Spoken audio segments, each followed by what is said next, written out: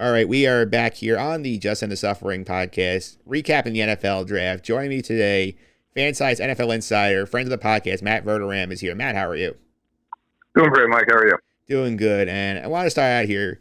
It's definitely an unusual NFL draft because we entered without the top quarterback, a ton of big names on here, but it felt like it was a lot of fun. What did you think about the draft as a whole? I thought the draft as a whole was really interesting. You had a record number of trades in the first round. You had A.J. Brown get traded. You had Hollywood Brown get traded. That was all in the first 25 picks. You had teams moving up, moving down, and the Lions traded way up. You got Jameson Williams to go with Aiden Hutchinson, which I think they gave up a lot. But at the same point, I also think we have the best receiver in the draft, certainly at least the most explosive. And they desperately need upgrades. I obviously only one quarterback in the first 70 picks, which I'd have to go back and look, but that has to be the first time that's happened in decades. So I thought, all told, a really interesting draft, a really unique draft, and one that I think a lot of teams really walked away probably feeling pretty good about what they got. Yeah, so a couple of want to spin off of that. I'll start at the top there with the Jaguars, who had the number one pick. They did not take Aiden Hudson. They took Trayvon Walker, who I saw a lot of big boards about, like the 8th or 9th best prospect. Jacksonville clearly thinks they can coach him up. He had only 9.5 career sacks in college. What do you think about the pick they made there at the top? Trayvon Walker's an interesting guy. Played in that great Georgia defense, just won a national title. I think the upside is clear. His talent is undeniable. That being said, I think it was a reach. Aiden Hutchinson tested athletically as well as Walker did, and had 14 sacks last year in Michigan, which is almost more sacks than Walker had his entire career at Georgia. I think it's a very risky thing. Look, maybe Walker goes there and he's great and he pans out, and hopefully he does. But I think if you're Jacksonville, you picked 2 years in a row at number one for a reason. You need sure things. You need guys who are going to come in there and really you're taking the least amount of a gamble at all possible. And while there's no sure thing in the draft, I would say that Hutchinson is a safer bet than Trayvon Walker. I think Thibodeau's a better pick, quite honestly, than Trayvon Walker. So we'll see. Could be wrong. Trayvon Walker might be a first ballot Hall of Famer, but it feels like Jacksonville's making a big bet when they really didn't have to cash in. Yeah, for sure. And you also mentioned the quarterbacks at the top here. Kenny Pickett went 20 to the Steelers. He only won the first 70 picks. I feel like a lot of the NFL teams learned that this is not a great class. You don't have to reach for the quarterbacks here. I do think it was interesting that some of these guys landed later on, like get Malik Willis in Tennessee, Desmond Ridder in Atlanta, Matt Corral going all the way down the late third round of the Panthers here. Like, what do you think about where some of these quarterbacks landed and like the value that these teams got by waiting for them? Yeah, look, it's interesting. So Kenny Pickett, like you said, Michael, he goes 20. I have a hard time squaring the idea that he's 53 picks better than any other quarterback in this draft. Every other team said, we're good on quarterbacks until 74 came around when when Atlanta took Desmond Ridder.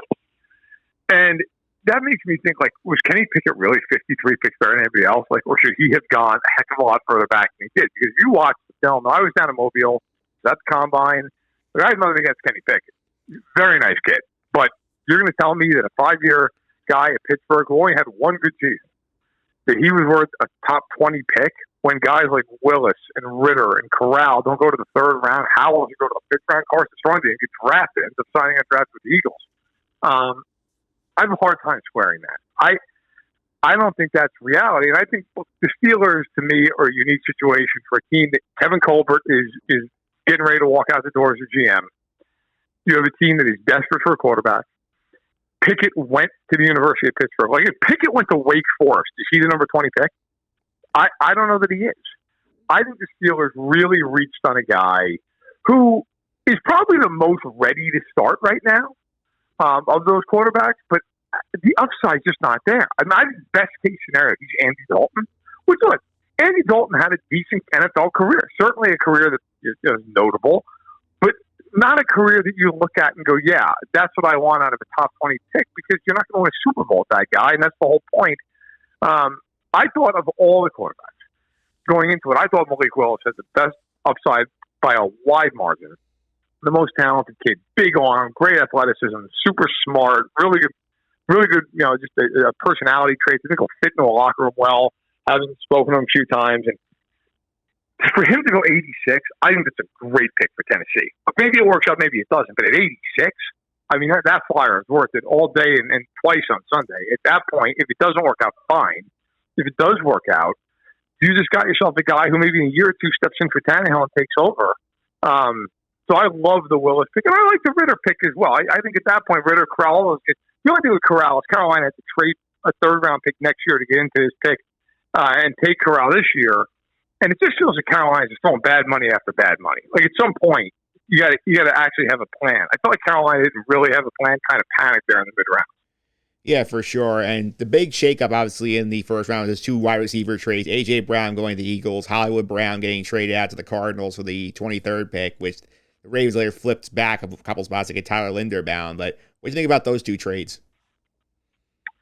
So, I thought it was interesting watching those trades go down because with Marquise Brown, it's a weird deal to break apart because when you look at it, I think the Cardinals gave up a ridiculous amount for Hollywood Brown. Like he's had one good year. He's been hurt. He's had drop issues. I get the upside of it. He was going to run first offense. Maybe the Cardinals say, look, in our offense, he'll go for 1,300 yards, 10 touchdowns. And if he does, then okay, it's not a bad trade. But he has not proven to me that he's worth the first-round pick. Now, the flip side of that is the Ravens are getting great value, but they're also losing their only notable receiver. I mean, yes, they have Mark Andrews as an all-pro tight end and a great player. They have nobody on the outside. I mean, they don't have one guy on the outside who you would even know if you're a casual fan. They are going to have to find ways to manufacture offense again. It's going to be Rashad Bateman. And it's going to be a host of other guys, Devin Duvernay. I look at Baltimore, and I love their draft. Of any team in the league, I probably thought they had the best draft, right? But I think you're going to run into another situation where you're going to be sitting there if you're Baltimore. It's going to be January, and you can't throw the ball because you have nowhere to go.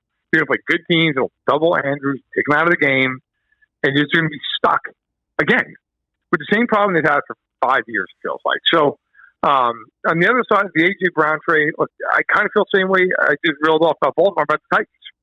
Like, I like Treylon Burks a lot, and maybe he can do a pretty good imitation of A.J. Brown. But, like, again, you're a team that was number 1 in the AFC last year. You're the top seed. Didn't win a playoff game. Well, why? You had 9 sacks and you scored 16 points. Like, you should be trying to build up that offense any way possible. And instead, okay, they got rid of Julio Jones. Fine, that didn't work out last year anyway. They bring in Treylon Burks, who's a rookie. They bring in Robert Woods, who's a talented guy, but coming off a torn ACL. And then you get rid of A.J. Brown. You added nobody in free agency who is of note. Like, I look at that offense and say, you're relying on 28-year-old Derrick Henry, who had a foot injury that kept him out of 10 games last year. And you're hoping that his is going to be enough, along with a recovering Robert Woods and a rookie, to stave off an improved Indianapolis team, and then all these other teams in the AFC who are all better than them at this point. I mean, I don't even know if Tennessee's going to make the playoffs based off what that conference looks like. So, for the Eagles, it's a home run. They are going to be able to compete right now in the NFC. I said I thought Baltimore had the best draft. I thought Philly had the second best draft. I thought Philadelphia, Jordan Davis, you then trade for A.J. Brown, but then they get Nakobe Dean in the third round. Nakobe Dean might have been the 15th best player in the draft. I get he's got the peck issue. I mean, it's not like we're talking about some injury that's going to keep him out for his career. So, I love Philadelphia. I think Howie Roseman's underrated perennially. Did a great job. They're low to a picks again next year. I think Eagles fans should be thrilled about the direction of the team. I think they're going to compete for that division in the NFC. Absolutely. Speaking of the NFC, still got the Giants here. Joe Shane has his first draft. He takes Kayvon Thibodeau, Evan Neal in the first round. Trades on a little bit later in the rounds. Gets some bunch of picks here. What do you think about the Giants did here? Yeah, as the days went on, I wasn't in love with their later picks with Wan'Dale Robinson, some of these other guys, but the first 2 picks for me make it a top 5 class alone. To get Thibodeau and Neal, you could make an argument. I don't know that I would, but you could make the argument. Those are 2 most talented players in the whole draft. I mean, Thibodeau, a lot of people assumed throughout much of the college football season was going to be a number 1 overall pick. And Evan Neal, a lot of people thought he was going to be a number 1 overall pick throughout portions of the pre-draft process. And you get him 5-7. But the Giants have to find out once and for all with Daniel Jones what he is. I think I know what he is. I think he's the guy. But, ownership wants to find out for sure.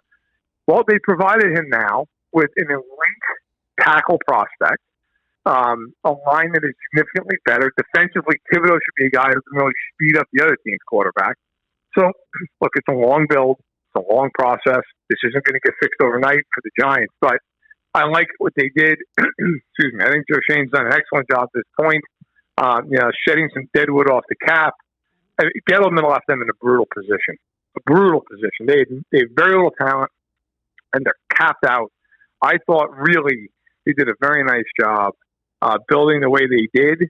And look, like I said earlier, I praised Baltimore, I praised Philadelphia. I think the top 5 classes in the league, at least for me, are those 2 teams, both New York teams, and then Kansas City. I thought those 5 teams walked away with just gobs of talent, and I thought the Giants did most of their heavy lifting in the first round. Yeah, and you brought the Jets up too, and I feel like I live in the bizarro universe as a Jet fan, where we have everybody saying the Jets have one of the best drafts in the league, and you had the 3 first-round picks. Joe Douglas has basically turned the entire roster over in 2 years. Like, what do you think what the Jets did in the draft? I thought the Jets nailed it. Look, much like the Giants, anytime you have multiple top 10 picks, which is pretty rare, you better hit on them.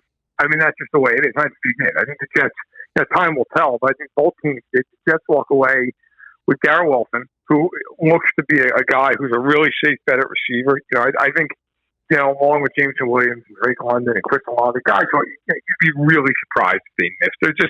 They're so talented. In the case of Wilson, really polished. I love that they traded back in for Jermaine Johnson, who some people thought the Jets would take at 10, and all the way down to 26.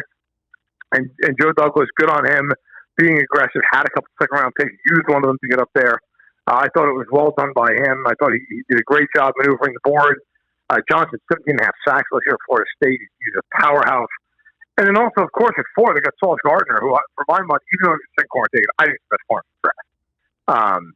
You get those 3 guys, you should see immediate dividends on both sides of the ball. And again, I've written this a lot. I might even said to you on the podcast last year. I thought the Jets last season really set up Zach Wilson to fail. They go out and they get him. But they bring in a first-time head coach who's a defensive-minded coach. They bring in a first-time offensive coordinator. They did not bring in any backup quarterback with any experience whatsoever throwing a football in the NFL. I thought he really, other than them bringing Corey Davis, it just felt like they did nothing to support it. This year, I feel the total opposite. The Jets went out. They got C.J. Uzomah in free agency, who I think is a very good tight end, very underrated player. They go out and they get Garrett Wilson. Obviously, Davis has come back. Hopefully, he's healthier this year. They built through this. Then they get Breece Hall in the second round, who might be the best running back in the class with the first guy off the board at the position. The Jets went out and basically told Zach Wilson, look, we're not all the way there yet. Okay, offensive line still got to improve. Okay, fine. But they really built, and Zach Wilson was much better second half of the year.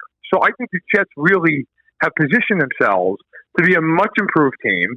And then defensively, look, they need to get better defensively. That's no secret. They add an edge rusher. They're getting Carl Lawson back this year after tearing his Achilles. So they should be a much better team. Now, are they going to threaten for the division? No, probably not. I think Buffalo's best team in football. But could they be a team that's playing meaningful games in November? Yeah, they could be. And for them, that would be a really big step after years and years of suffering. Yeah, absolutely. My last question is this. Obviously, you mentioned the 5 best classes you had earlier. Give me your 3 worst draft classes. Who really screwed this draft up, in your opinion? I think New England really screwed the pooch on this one. I don't understand Cole Strange at 30, and they're 29 rather. Excuse me. Cole Strange, they probably could have taken him in the second round where they picked. I don't know. It feels like such a reach, Then they Tyquan Thornton at 50 when George Pickens and Sky Moore are still there. Normally I'd say, well, it's Belichick giving the benefit of the doubt. I can't. He has not drafted well in recent years. The last time Belichick drafted a first-team All-Pro player who was on offensive defense, because there was a couple of special teamers mixed in, although one of them is Braxton Berrios, who did it for the Jets.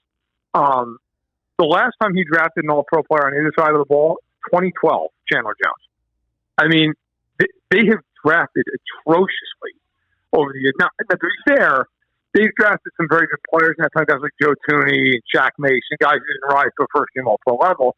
But over the last 5 years, you go on what they've drafted nobody. I mean, they haven't even drafted guys who you'd be like, oh, that guy's a plus starter. And they certainly haven't drafted any receivers who are worth talking about in forever.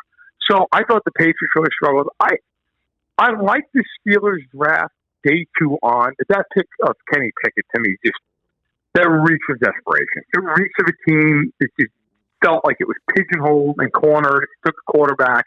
If he pans out, I'll eat my word. Then I think it'll actually be a pretty good draft. But I just don't like that pick.